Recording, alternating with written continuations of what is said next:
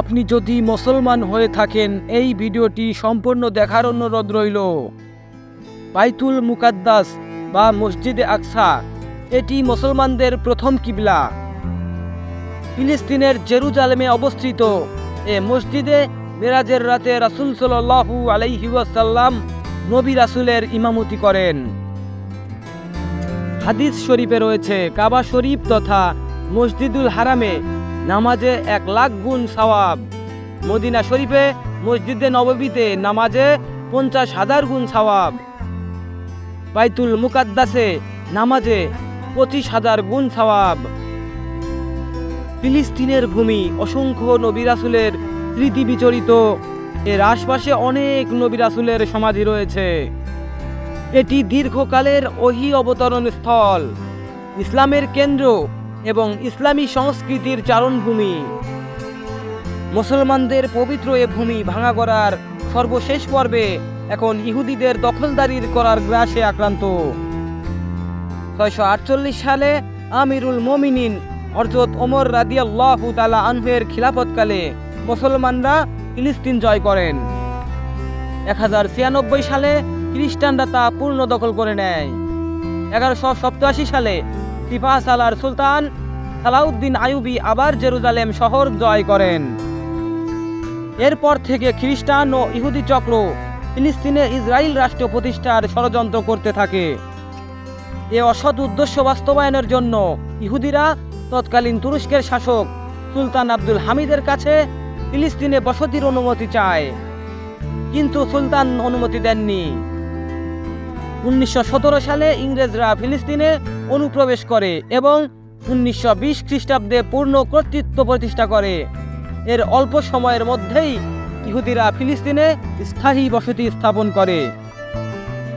British সাম্রাজ্যবাদীরা অন্যায়ভাবে মুসলমানদের ফিলিস্তিন ভূমিকে মুসলমান ও ইহুদিদের মধ্যে ভাগ করে দেয়।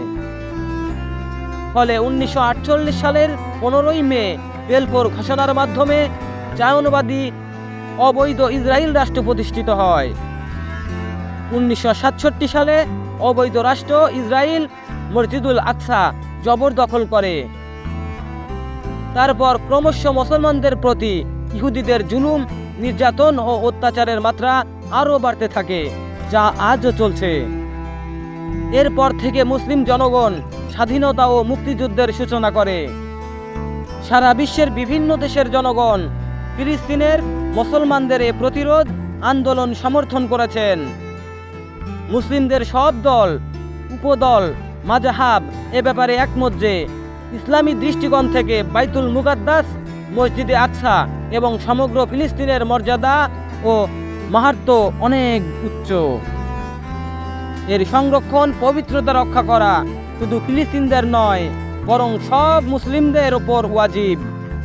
পবিত্র কুরআন ও হাদিসে ফিলিস্তিনের অসংখ্য ফজিলত বর্ণিত হয়েছে। জেরুজালেম হলো ইসরা বা রাসূলুল্লাহ সাল্লাল্লাহু আলাইহি ওয়াসাল্লামের রাত্রিকালীন ভ্রমণের সর্বশেষ জমিন। এখানে তিনি সকল নবীর নামাজের ইমামতি করেন। তারপর তিনি এখান থেকে ঊর্ধ্ব আকাশে ভ্রমণ করেন। আল্লাহ বলেন, পবিত্র ও মহিমাময় তিনি, যিনি তার বান্দাকে রাত্রে ভ্রমণ করিয়েছিলেন আল মসজিদুল হারাম থেকে মসজিদুল আকসা পর্যন্ত, যার পরিবেশ আমি করেছিলাম বরকতময়। তাকে আমার নিদর্শন দেখানোর জন্য তিনিই সর্বশ্রোতা, সর্বদ্রষ্টা।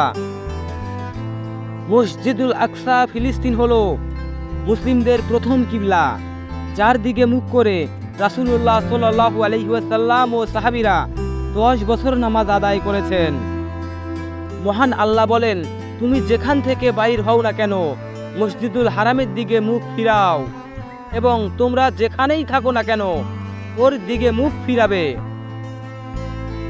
হাদিসের আলোকে প্রমাণিত যে 3টি শহর সম্মানিত, মক্কা, মদিনা ও ফিলিস্তিন বা বাইতুল মুকাদ্দাস। সহিহ বুখারী ও মুসলিমে হযরত আবু সাঈদ খুদরী রাদিয়াল্লাহু তাআলা আনহু হতে বর্ণিত রাসূল সাল্লাল্লাহু আলাইহি ওয়াসাল্লাম বলেন, 3টি মসজিদ ব্যতীত অন্য কোনো জায়গা ইবাদতের উদ্দেশ্যে ভ্রমণে বের হওয়া যাবে না: মসজিদুল হারাম, মসজিদুল আকসা এবং আমার এই মসজিদ। হাদিস শরীফে এসেছে, রাসূল সাল্লাল্লাহু আলাইহি ওয়াসাল্লাম হযরত বারা ইবনে আজিজ রাদিয়াল্লাহু তাআলা আনহুকে 7টি জিনিসের আদেশ দিয়েছেন। এরই মধ্যে অন্যতম মজলুমকে সহায়তা করা।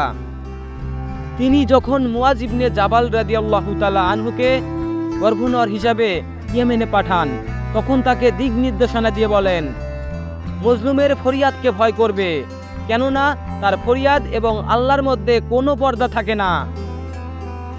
ইসরায়েল ফিলিস্তিন সম্পর্কে বাংলাদেশ জালিম মজলুমের সম্পর্ক হিসাবেই দেখে, ফলে বাংলাদেশ সব সময় মজলুম ফিলিস্তিনের পাশে দাঁড়িয়েছে, ফিলিস্তিনিদের মুসলিম ভাই হিসাবে আখ্যা দিয়েছে। সূরা আনআমে আল্লাহ তাআলা বলেছেন, জালিমরা কখনো সফলকাম হয় না। এ আয়াত পরে বিশ্ব মুসলিমও আশায় বুক বাঁধে, ইসরায়েলের এ জুলুম একদিন অবসান হবেই। আল আকসাকে ঘিরে আবার জেগে উঠবে নিরাপদ প্রাণের স্পন্দন। অসংখ্য নবী রাসূলের পদধন্য এ ভূমি আবার খলখলিয়ে উঠবে আনন্দে। জালেমরা যতই বাড়াবাড়ি করুক না কেন, মুসলমান জিতবেই ইনশাল্লাহ। আপনি যদি ফিলিস্তিনকে ভালোবাসেন, মসজিদুল আকসাকে ভালোবাসেন, আল্লাহর দরবারে দুহাত তুলে ফিলিস্তিন সহ পৃথিবীর সকল মুসলমানদের জন্য দোয়া করুন, যারা জালেমের অত্যাচারে অতিষ্ঠ হয়ে জীবন পার করছেন।